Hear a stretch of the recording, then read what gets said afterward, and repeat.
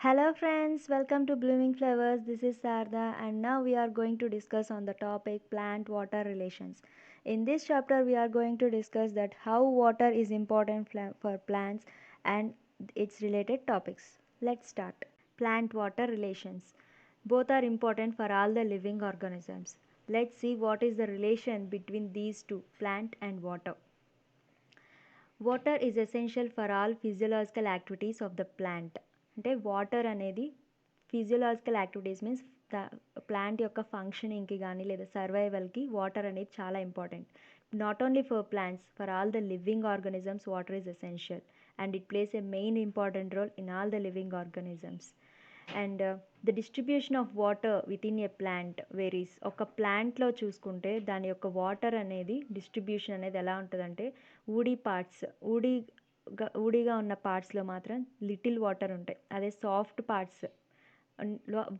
పార్ట్స్లో ఎక్కువ వాటర్ ఉంటాయి. అంటే మనం చెప్తాం కదా ముదిరినవి తర్వాత లేతవి అని. అలా ఊడీ పార్ట్స్లో అయితే కనుక లిటిల్ వాటర్, సాఫ్ట్ పార్ట్స్లో మచ్ వాటర్ అనేది ఉంటాయి అన్నమాట. ఫర్ ఎగ్జాంపుల్ చూస్తే వాటర్ మిలన్లో 92% of the water is present in it and the percentage of dry weight is 10-15% than in fresh weight. మనం ఫ్రెష్ ప్లాంట్స్ని డ్రై ప్లాంట్స్ని చూసుకుంటే డ్రై వెయిట్ అనేది 10-15% వరకే ఉంటుంది compared with fresh weight. Fresh weight of the plants అనేది 100 grams ఉంటే dry weight అనేది ఓన్లీ 10 or 15 grams మాత్రమే ఉంటుంది. So it shows that water consistence is less when compared with the fresh weight of the plant. And the terrestrial plants take up huge amount of water daily, but mostly of it lost to the air through evaporation. Terrestrial plants means the plants which live on the land.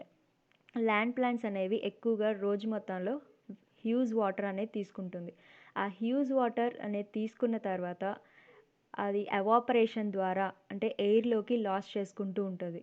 అలా ఆ evaporation ద్వారా మనకి ఆ water అనేది plant loose చేసుకుంటుంటే ఆ ప్రాసెస్ని transpiration అంటారు. అండ్ ఫర్ ఎగ్జాంపుల్ చూస్తే corn plant it absorbs 3 liters of water per day. And mustard seeds of the plant అంటే ఆ ప్లాంట్ అనేది ఎక్కువగా దాని యొక్క బాడీ వెయిట్ ఎంత ఉందో ఆ వెయిట్కి తగ్గట్టు వాటర్ అనేది తీసుకుంటుంది. And it absorbs with in 5 hours అన్నమాట. Water potential. What is water potential? Water potential is a concept fundamental to understanding water movement. That means the ability of water to move, to react and to dissolve is the water potential, and it is generally denoted by psi W. The main components of water potential is the solute potential and the pressure potential. The greater the concentration of water is the greater water potential. ఎంత concentration of water అనేది ఉంటుందో అంత greater water potential అనేది ఉంటుంది. Pure వాటర్కి చూసుకుంటే it has a greater water potential and water always moves from higher water potential to lower water potential. And the main కాంపోనెంట్స్లో solute potential గురించి చూసుకుంటే it is general denoted by psi s అనే దాంతో denote చేస్తాం. Solute potential అంటే ఇప్పుడు ఒక pure వాటర్లో ఏదైనా సొల్యూట్ లైక్ షుగర్ కానీ సుక్రోజ్ కానీ సొల్యూట్స్ అనేవి దాంట్లో డిజాల్వ్ చేస్తే దాని యొక్క ప్యూరిటీ అనేది తగ్గిపోతుంది. అంటే ప్యూరిటీ అనేది తగ్గడం వల్ల వాటర్ పొటెన్షియల్ కూడా తగ్గిపోతుంది. ఇక్కడ మనం ప్యూరిటీ ఎంత ఎక్కువ ఉంటుందో వాటర్ పొటెన్షియల్ కూడా అంతే ఎక్కువ ఉంటుందని చెప్పాం కదా. ఇక్కడ సొల్యూట్స్ అనేవి ఇలా డిజాల్వ్ చేయడం వల్ల ఆ ప్యూరిటీ అనేది వాటర్ లూజ్ చేసుకొని వాటర్ పొటెన్షియల్ అనేది కూడా తగ్గిపోతుంది. ఫర్ ఎగ్జాంపుల్ ఒక స్పూన్ ఆఫ్ షుగర్ అనేది ఒక ప్యూర్ వాటర్లో వేస్తే దాని యొక్క ప్యూరిటీ అనేది మైనస్లోకి వెళ్ళిపోతుంది అనమాట. అంటే అలా ప్యూరిటీ అనేది ఎంతవరకు తగ్గుతూ ఉంటుందో ఆ సొల్యూట్స్ వేయడం వల్ల దాన్ని సొల్యూట్ పొటెన్షియల్ అంటారు. సో అలా మైనస్లోకి వెళ్ళడం వల్ల దాన్ని ఆ సొల్యూట్ పొటెన్షియల్ అనేది ఆల్వేస్ నెగిటివ్గా ఉంటుంది. Pressure potential is denoted with psi P అనే దాంతో డినోట్ చేస్తాం. ప్రెషర్ పొటెన్షియల్ అంటే ఇప్పుడు ఒక ఎగ్జాంపుల్గా ఒక ప్లాంట్ సెల్ అనేది ఒకటి తీసుకుంటే ప్లాంట్ సెల్లోకి వాటర్ అనేది డిఫ్యూజన్ ద్వారా ఎక్కువ వెళ్ళిపోతే కనుక అప్పుడు ఆ వాటర్ అనేది ఎంటర్ అయిన తర్వాత సెల్ వాల్ మొత్తం ఒక ప్రెషర్ అనేది క్రియేట్ అవుతుంది. అలా ప్రెషర్ క్రియేట్ అయిన తర్వాత ఆ సెల్ అనేది టర్జిడ్గా అవుతుంది. టర్జిడ్ అంటే మ్యాక్సిమం ఫిల్లింగ్ ఆఫ్ వాటర్ అనమాట. అలా టర్జిడిటీ అనేది ఎక్కువ అవడం వల్ల అండ్ ప్రెషర్ అనేది సెల్ వాల్కి క్రియేట్ అవ్వడం వల్ల వాటర్ వల్ల and it is called the pressure potential. And it is water potential of a cell is affected by both solute and the pressure potential అనేది ఉంటుందంట. So it is the water potential is the sum of the solute potential and the pressure potential. That's it. Next, osmosis.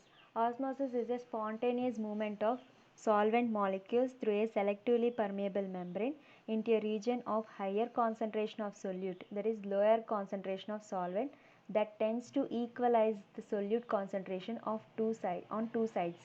అంటే water అనేది higher concentration of సొల్యూట్కి semi permeable membrane or selectively permeable membrane ద్వారా move అవుతాయి. అలా water move అయిన తర్వాత two sides solute concentration అనేది equal అవుతాయి. దాన్ని ఆస్మాసిస్ అంటారు. ఈ ఆస్మాసిస్కి మనం ఎక్స్పెరిమెంట్ తీసుకుంటే potato osmometer. This is before osmosis and this is after osmosis. First మనం ఒక పొటాటో తీసుకొని దాని మధ్య సెంటర్లో ఒక హోల్ లాగా చేయాలి. హోల్ లాగా చేసి దాంట్లో షుగర్ సొల్యూషన్ అనేది ఇంతవరకు తీసుకొని తర్వాత వాటర్ అనేది పొటాటో హాఫ్ వరకు వేయాలి. తర్వాత దీనికి ఒక పిన్ అనేది ఇన్సర్ట్ చేసిన తర్వాత ఆస్మాసిస్ అనేది జరుగుతుంది. ఒక ఫ్యూ మినిట్స్ తీసుకుంటే ఆస్మాసిస్ అనేది ఎలా జరుగుతుంది అంటే వాటర్ మాలిక్యూల్స్ అన్నీ ఈ పొటాటో ట్యూబర్ సెంటర్లోకి మొత్తం మూమెంట్ అనేది జరుగుతుంది. Means the movement of water molecules that moves to the higher concentration of solute, దాన్ని ఆస్మాసిస్ అంటారు. This is the final reading and the water అనేది ఇలా ఎక్కువగా పొటాటోలోకి వెళ్ళడం వల్ల ఆస్మాసిస్ జరిగిందని అర్థం. అండ్ ఇక్కడ మీరు చూసినట్టయితే ఫిగర్లో ఇంతవరకు మనం షుగర్ సొల్యూషన్ అనేది తీసుకున్నాం, తర్వాత ఇంత హై వరకు వెళ్ళింది. So that means the water molecules moved into the solute through a semi permeable membrane, that is potato అని అర్థమవుతుంది. This is potato osmometer experiment. And next another experiment is the thistle funnel experiment. ఈ experiment first చేయాలంటే మనం ఒక egg తీసుకొని ఎగ్కి ఒక whole చేసి దాంట్లో ఉన్న యోక్ అండ్ ఆల్బుమిన్ని రిమూవ్ చేయాలి. రిమూవ్ చేశాక ఆ ఎగ్ షెల్ని డైల్యూట్ HClలో పెడితే ఆ షెల్ అనేది డిజాల్వ్ అయిపోయి ఓన్లీ మెంబ్రెయిన్ అనేది వస్తుంది. ఆ మెంబ్రెయిన్ని ఈ ఎక్స్పెరిమెంట్కి మనం ఈ ఫన్నెల్ దగ్గర మౌత్ దగ్గర మనం ఫస్ట్ ఇక్కడ ప్లేస్ చేయాలి. ప్లేస్ చేసి ఒక బీకర్ తీసుకొని ఆ బీకర్లో వాటర్ అనేది మ్యాక్సిమం ఇంతవరకు వాటర్ అనేది ఫిలప్ చేసి ఫనల్లో సుక్రోజ్ సొల్యూషన్ అనేది ఫిలప్ చేయాలి. ఫిలప్ చేసి ఇలా ఇన్వర్టెడ్గా ఇలా పెట్టాలి. అప్పుడు ఈ వాటర్ అనేది ఈ సుక్రోజ్ సొల్యూషన్లోకి మెంబ్రెయిన్ ద్వారా డిఫ్యూజ్ అవుతూ ఉంటాయి. అదే ఎక్స్టర్నల్ ప్రెషర్ అనేది ఇలా అప్లై చేసిన తర్వాత ఆ వాటర్ అనేది వాటర్ మూమెంట్ అనేది ఫన్నల్లోకి ప్రివెంట్ అయిపోతుంటాయి, అంటే తగ్గిపోతూ ఉంటుంది. Because the pressure is applied, దాన్ని ఆస్మాటిక్ ప్రెషర్ అని అంటారు. The more solute concentration, the greater will be the pressure required to prevent water from diffusing in. Next, what is the difference between the osmosis and diffusion? In previous video lo మనం diffusion గురించి చూసాం and now osmosis. What is the main difference between this diffusion and osmosis? Diffusion లో చూస్తే solvent and solute particles move to equalize concentration, అంటే solute and solvent particles రెండు move అయ్యి concentration equalise చేయడానికి move అవుతూ ఉంటాయి. అదే ఆస్మోసిస్ వచ్చేటప్పటికి only the solvent particles move to the solute particles and solute particles doesn't move, it is constant. Only the solvent particles move towards the solute particles అనమాట. తర్వాత next వచ్చేసి డిఫ్యూజన్లో semi permeable membrane అనేది అస్సలు involve అవ్వదు and ఆస్మోసిస్లో semi permeable membrane అనేది involve అయి ఉంటుంది. అండ్ దాని ద్వారానే ఈ హై కాన్సన్ట్రేషన్ ఆఫ్ సొల్యూట్ దగ్గరికి సాల్వెంట్ అంటే వాటర్ అనేది మూవ్ అవుతూ ఉంటుంది. అండ్ వీటి కామన్గా ఉన్నది ఏంటంటే equalising method. Equalises the concentration of two solutions, common method అని. ఇక్కడ ఈక్వలైజ్ చేస్తుంది, ఈక్విలిబ్రియం అనేది ఉంటుంది అండ్ ఇక్కడ కూడా ఈక్విలిబ్రియం ఉంటుంది. This is the common thing. And next plasmolysis. Plasmolysis is a process of shrinkage of protoplast of a plant cell due to loss of water in the cell by osmosis. Plasmolysis అంటే protoplast protoplast అనేది shrinkage అవుతుంది. అలా shrinkage ఎలా అవుతుందంటే plant cell అనేది water lose చేసుకుంటే lose by osmosis మెథడ్లో దాన్ని ప్లాస్మోలైసిస్ అంటారు. And the behavior of the plant cell depends on surrounding solution like isotonic solution, hypotonic and hypertonic solutions.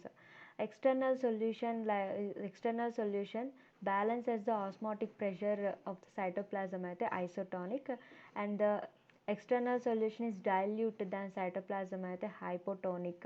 In hypotonic, when the plant cell is placed in the hypotonic solution, the cell swells and becomes turgidity. And if the external solution is concentrated than cytoplasm, it is the hypertonic.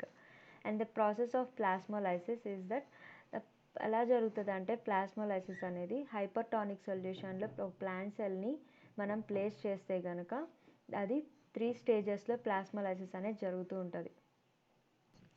First one is incipient plasmolysis. In this plasmolysis, the cytoplasm and the vacuole loses its water completely. And the evident plasmolysis అంటే cytoplasm అనేది cell wall నుంచి స్లోగా detach అవుతూ అంటే విడిపోతూ ఉంటుంది. And complete plasmolysis means cytoplasm is completely free of cell wall and remains in the centre of the cell. అంటే cytoplasm అనేది కంప్లీట్గా ఫ్రీ అయి సెల్ వాల్ నుంచి విడిపోయి సెంటర్ ఆఫ్ ద సెల్లో ఉంటుందన్నమాట. అండ్ ఈ 3 స్టేజెస్ అనేవి ఎప్పుడు జరుగుతాయంటే when the plant cell is continuously placed in the hypertonic solution, that is concentrated solution for more time.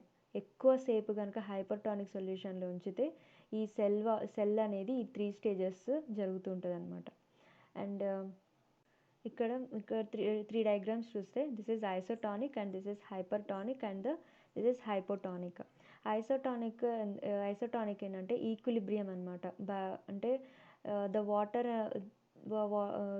external solution, that is isotonic. Iso means similar water అనేది వాటర్లో ఈ cell అనేది place చేసే cytoplasm water and బయట external water అనేది two waters అనేవి రెండు equal కాబట్టి ఐసోటానిక్ సొల్యూషన్లో ప్లేస్ చేస్తే బ్యాలెన్సెస్ ద ఆస్మాటిక్ ప్రెషర్ని బ్యాలెన్స్ చేస్తుంటుంది. So the net movement of water అనేది 0 ఉంటుందన్నమాట. అండ్ హైపర్టానిక్ అయితే కనుక కాన్సన్ట్రేటెడ్ సొల్యూషన్ అనేది ఆస్మోసిస్ ద్వారా లోపలికి వెళ్తే కనుక అదేంటంటే కాన్సన్ట్రేషన్ ఎక్కువ ఉంటుంది కాబట్టి షింకేజ్ అనేది జరుగుతూ ఉంటుంది. మొత్తం సెల్ మొత్తం ఈ ప్రోటోప్లాస్ట్ అనేది షింకేజ్ అనేది జరిగి తర్వాత వాటర్ అనేది ఈ సైటోప్లాజంలో ఉన్న వాటర్ అనేది కూడా లూజ్ చేసుకొని ఈ సెల్ వాల్ నుంచి చిన్నగా డిటాచ్ అయిపోతుంటుంది. ఇది హైపర్టానిక్ సొల్యూషన్లో ప్లేస్ చేస్తే. నెక్స్ట్ హైపోటానిక్ సొల్యూషన్ ఏంటంటే it is water diffuses, it is normal water and water diffuses into the cell and diffusion అనేది జరిగిన తర్వాత టర్గర్ ప్రెషర్ అనేది ఇక్కడ ఎక్కువ అవుతూ ఉంటుంది. This is hypotonic. Lysis occurs in the plant cell. And for ఎగ్జాంపుల్గా చూస్తే మనం salting of pickles and preserving of fish and meat in salt are the good examples of this plasmolysis. Imbibition. What is imbibition? Imbibition is a special type of diffusion when water is absorbed by solids collides, causing them to enormously increase in volume.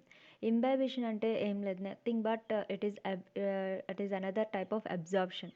అంటే water అనేది ఇప్పుడు ఒక substance అనేది దాని ఎబిలిటీని బట్టి water అనేది absorption చేసుకుంటూ ఉంటుంది. దాన్ని ఇంబైబిషన్ అంటారు. అంటే that is the imbibing capacity of the particular substance like the seeds or the dry wood or like that. Example ఇక్కడ చూస్తే మనం seeds and dry wood. Seeds అనేది దాని యొక్క ఎబిలిటీ ఎంతవరకు ఎబిలిటీ అనేది వాటర్ని అబ్జార్బ్ చేసుకుంటుంటుందో దాన్ని ఇంబైబింగ్ కెపాసిటీ ఆఫ్ వాటర్ అని అంటారు.